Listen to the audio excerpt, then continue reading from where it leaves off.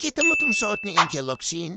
Sabi nila libre lang daw yan. Pero ako na pa-shut up na lang mga marites sa pa-price reveal niya. Dahil miss na natin si Angel Locsin. Para balikan natin yung suot niya sa ABS-CBN Ball noong 2019. Inakusahan kasi si Angel Locsin na mga marites na ex-deal lang daw ang kanyang suot. Ibig sabihin, hinahiram lang ng mga fashion designer. Pero ang sagot ni Angel Locsin, hindi daw lahat ng artista ay nakikipag-ex-deal. Sabi niya, minsan kanya-kanyang bayad talaga. Lalo na kapag may fee at high demand ang gown. Lahat bayad. Kaya naman ang tanong, magkano kaya ang lahat ng nagastos ni Angel Locsin sa suot ng ito? Ang suot ng gown ay nagkakalaga ng 100,000 pesos, samantala ang kanyang sapatos naman ay YSL Aero Glitter Pumps na nagkakahalaga ng 59,000 pesos at gumastos pa siya ng 250,000 pesos para sa kanyang glam team at hotel accommodation. Meaning, ang kanyang total gastos dito, 409,000 pesos.